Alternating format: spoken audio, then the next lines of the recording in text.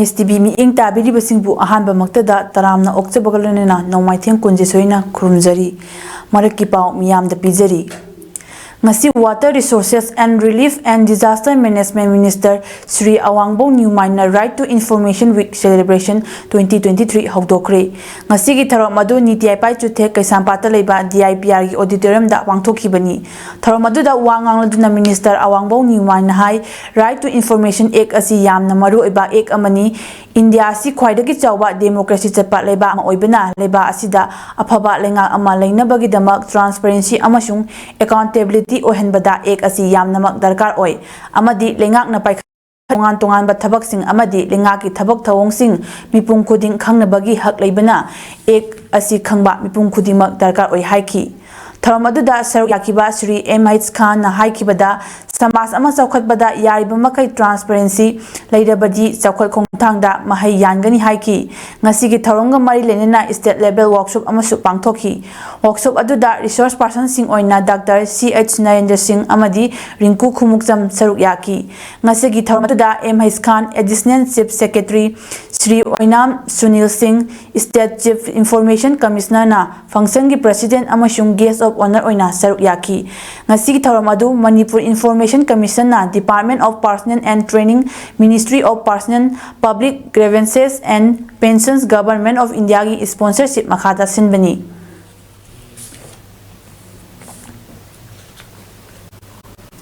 Manipur State Legal Services Authority ki meeting makhada ngasi District Legal Services Authority Thobal sinduna Kaksing District ki oina tongan ba mafam da hangliba relief camp singi oina special legal aid and service camp hawdokpagi tharomga loinena camp asida volunteer oina leigadoriba singi orientation program pangthokre Langmaidong Higher Secondary School da hangliba relief camp da pangthokiba tharomadu da District and Session Judge cum Chairman Samom Ibzen Chief Judicial Magistrate cum Secretary in charge District Legal Services Authority Thobal Masana E Panmei SDO Kaksing Okram Sandyarani Legal Chief Legal Aid Defense Council Maibam Paikhomba Deputy Legal Aid Council Yumnam Johnson Retainer Lawyer DLSA Thobal na mithungnen sing oina saruk yaki tharomgi saruk ama oina Deputy Legal Aid Council Yumnam Johnson na volunteer sing lawgadawa thaudang singi marik chumna thamkibaga loinena program asida saruk yakiba volunteer sing na SDO kaksinga loinena interaction program amasu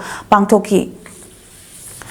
Tharomasida tongan ba Kaksing District ki mafam singda hangdokliba special legal aid and services camp singi volunteer singsu saruk yaki Tharomgi manung sana hojik thokliba irang asina maram oiraga Langmaidong Higher Secondary School da hangliba relief camp ta changjafom loduna leriba inmate singbu CMO Kaksinga khusam nana nongmagi oiba lemna dayeng bagi camp pangthoki bagaloinana darkar leiba hidak langthak singsu lemna phanganki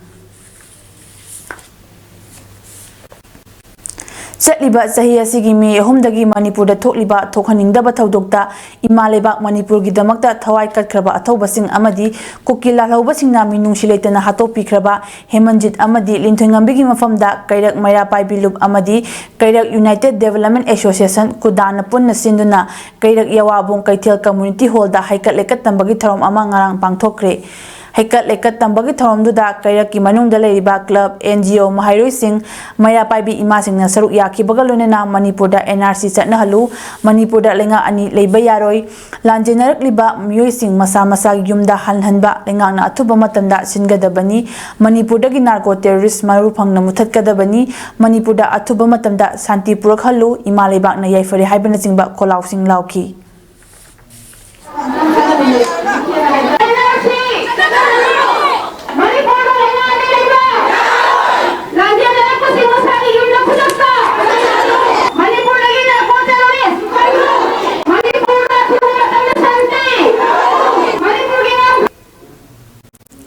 Ngasi Maira Paibi Apun Balup MPAL Bisnupur District ki meeting makhada Ningthokong Ward number 1 amasung 14 gi Apun ba Maira Paibi Lup na sinduna Lup asigi office ta Kuki narco terrorist ka thengnariba lan asida thawai na pontha pikraba athoba athobi sing amadi poirei leimarol Maira Paibi Apun ba Manipur gi president oibirambi lamjing bimingthol pikrabi ima longjam memchaubi gi mafamda langbanthagi haikat lekat tambaga lonena minute ani tumina leiduna awabu pongdokre ngasi gi tharom aduda MPAL gi president President Ima Thambalimana Fongdokhibada Ima Memchobina Mangjaramba Apunba Manipur amagi Manglan amasung Puksil Sengna amadi Kathokpaga loinena leibaki thawai tawbagi wakhalon adu aikhoina tamjarasi haina thamki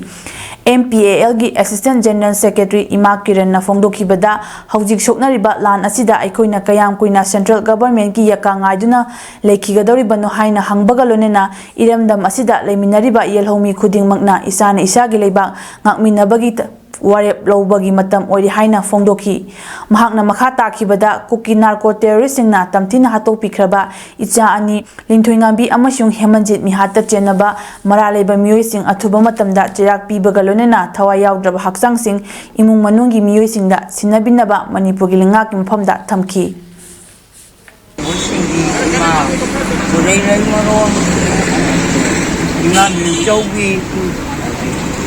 Apunba Manipur ki lamakta pandi executive sing adagi organization kuding makna ngasi lekat tawjadi lekita bisa singgi mapu bilai konda imana ing tapna saki hoi limala ko imana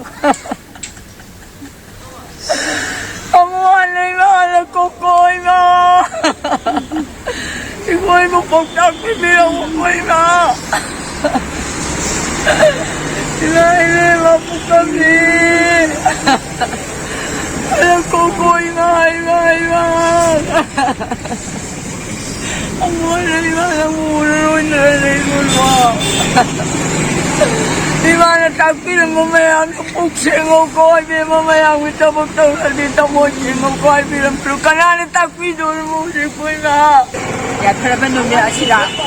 aku bise me dusi empal organisation khuding magna begi tang ahum da ho kiban la sida Manipur sanale ba kandaba yade haibagi wakhlo galoina na isa kayama thawai na pontha pi khaba asi bhavonda Manipur sarkar amade central government na isa singine haiba Manipur gi damakta kari to khobage to so tawrati adune kai to bata hauge laiba Manipur gi praja miyam na सरकार की मथकता अखुद प्रजान तौफम थोप तौरेगा Manipur सनालबा कंजे हाइबसे ngasi बिसेम्बु district की अपुनबा मयाम न Pulga ngasi हाइकल लेका तमजबनी Ngasigi tharo maduda amuko gi Secretary General Dr. Norendra Thokjom Ningthokong Ward number 1 amasung 14 gi Councillor Singh Angom Borjesori Thoksom Viren Singh Maya Paibi amasung club ki thomi sing su saruk yaki Mahairoi khunai gi damak mangjil thana jongthoraktuna achangba thaumi ama oina thodang kaya lobiramba Students Union of Konglei Park su Kakching District Committee gi President gi Fomsu pubiramba Kakching Chumnang Lekai dagi Yambem Navakantana hokiba langban gi 39 panba sagonse numita manung matam sadana lekhidabada Students Union of Konglei Park sukna awang bathakta awawa fongdorakli Suk Head Office ki President na Thorakpat Cheryl Amanhai Yambem Nabaganta na hinglingai matamda Suk Kakching District Committee gi Thoburel ama oina lebagi wathok thogdo wathok kaya da saruk yaramki Kakching District ki oina su Mahairoi sing yaifanabagi damak mangjil thana thabak tawramba thomi amani Mahairoi luchingba sina lekhidabada lekhidrabagi thawai ne ingna chikna taibang semba mapugi manakta layunaba sukna thaunijari amadi lekhidrabagi imung manungi awabadasu thawai hakchang yauna saruk yari hairi Sahi cha kayagi mamangdagi nungsi chanana leminaraklaba iramda Manipur asibu mache tana thugaina bahotna duna lakliba kuki narco terrorist singna aikhogi imaleba iramda Manipur thugaiba haibasidi kaidonungdasu oithokloi haina Bisnupur akoiba apunba lob palgi women wing gi vice president wahengba Purnimana fongdokre wafam masingasi Bisnupur forest gate mamangda leiba maya sangda pangthokiba pawgi mifam amada Purnimana fongdokhibani mahakna makha takhibada kuki narco terrorist singna chahi kayadagi pre-plan tawduna Manipur thugaina basiliba lalong asida India government amadi Manipur government na khangdabadagi Manipur ngasidi kangkong saibani ngasidi Manipur thugaina basinbada chenaba kokina narco terrorist kharadi phaba ngamle aduna imalebak iramdam thugaiba kaidonungda oithokloi maralajadaba Mahairoi ani pharaga tamthina hatokpikhiba asi mantri mandolgi machanate haina yengsilhaudabadagi awafa madu tabani isa ani asigi saru machet amatang oirbasu phanganbiu miyamna ꯍꯥꯏꯖꯔꯤꯕ ꯋꯥꯐꯝ ꯇꯥꯕꯤꯗꯅ ꯂꯩꯔꯤꯕ India government ꯑꯃꯗꯤ Manipur government ꯀꯔꯤ ꯇꯧꯔꯒ ꯂꯩꯔꯤꯕꯒꯦ ꯏꯆꯥꯁꯤꯡꯗ ꯁꯤꯔꯦ ꯍꯥꯏꯕ ꯈꯪꯅꯕ ꯐꯥꯎꯕ ꯏꯆꯥꯁꯤꯡ ꯑꯗꯨꯒꯤ ꯁꯔꯨ ꯃꯆꯦꯠ ꯑꯃ ꯐꯥꯎꯕ ꯐꯪꯍꯟꯕ ꯉꯝꯗꯕ ꯍꯥꯏꯕꯁꯤ ꯂꯥꯏꯕꯛ ꯊꯤꯕꯅꯤ ꯆꯤꯐ ꯃꯤꯅꯤꯁꯇꯔ एन बीरेन अतुम्बा मिनिस्टर ओइरबनी मैतै हाइबा जातिसि चीफ मिनिस्टर ना खंगबीदे मैतै हाइबा जातिसि मीना सिंगनबा यादे मैतै नुपिसु अतोप्पा जातिगा मानदे नीति नियम चुमना हिंजबा फुरुप अमनी ममांग थक्की थौदोक कयादा मैरा पाइबिसिंगना मणिपुर असि कंदुना लाखिबनी चीफ मिनिस्टर ना मैतै नुपीगी थौना हाना खंगबियु मैतै नुपीना तुमदा चादबा मखै अहिंग मिंसिल खांदुना तुमित कांग मरक्ता यारेक्तुना खांगलिबा असि फागिगुम खनबिब्रा मयुम मकै मई चाख्रबसिंग खनबदा यामना वाई रिलीफ कैम्पदा लेबसिंग करमना लेलमगनी हाइबसु चीफ मिनिस्टरना खंगबियु हाइनसु बाल वुमेन विंगी वाइस प्रेसिडेंट वहेंगबम पूर्णिमाना मखादाना फोंदोखी पाउगी मिफम अदुदा लुप असिगी थौमी कयाना सरुक याखी कनागुम्बना लंड्रा मनुंगदा लेबा बीजेपी मेंबरसिंग फम थादोकनबा प्रेशर पिरकलबदी चपचाना थिंगननबा यावना तोंगान तोंगानबा वारेप कया ngasi lamlai केंद्रगी योरबुंग खुनौदा पांगथोकखिबा BJYM lamlai मिफमना वारेप लौख्रे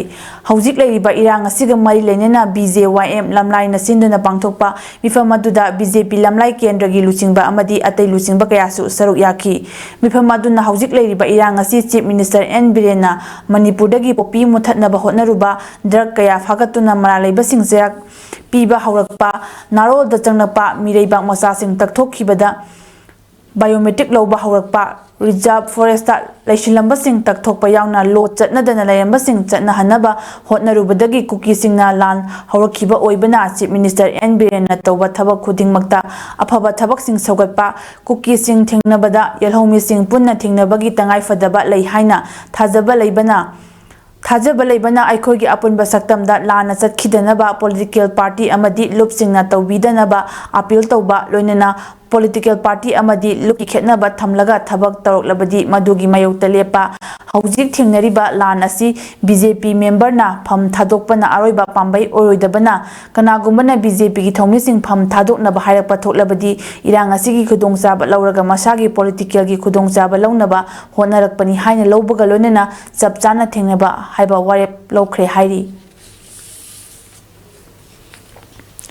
China की हांगजौदा चथरिबा एशियन गेम्स की ngasi 12 चनबा नुमित फावबदा इंडिया गोल्ड कुन सिल्वर 38 अमसुंग ब्रोंज 39 पुन्ना मेडल 34 फंगबा ngamkre ngasi 12 चनबा नुमिता इंडिया की कंपाउंड वुमेन्स टीम ना आर्चरी की फाइनल दा चाइनीज ताइपेई बु माइथिबा पीदुना गोल फंगबा ngamkre अमरोमदा स्क्वाश मिक्स डबल्स दा इंडिया की दीपिका पालिकल अमसुंग हरी हेरिंदर पाल सिंह ना गोल फंगkre बैडमिंटन दा इंडिया की PV Sindhu women's single quarter final दा चाइना की हे बिंगजियाओ की मखुत्ता 13-12 दा माइथिबा पीदुने एशियन गेम्स की कैंपेन लोइसिनख्रे अमरोमदा वुमेन्स हॉकी दा चाइना ना इंडिया बु मरी सोइनोदा माइथिबा सेमीफाइनल दा माइथिबा पीख्रे ngasi gidi maraki pau pijaba matang asida loisinjare miting tabiribasingbu amuka na kurumjari।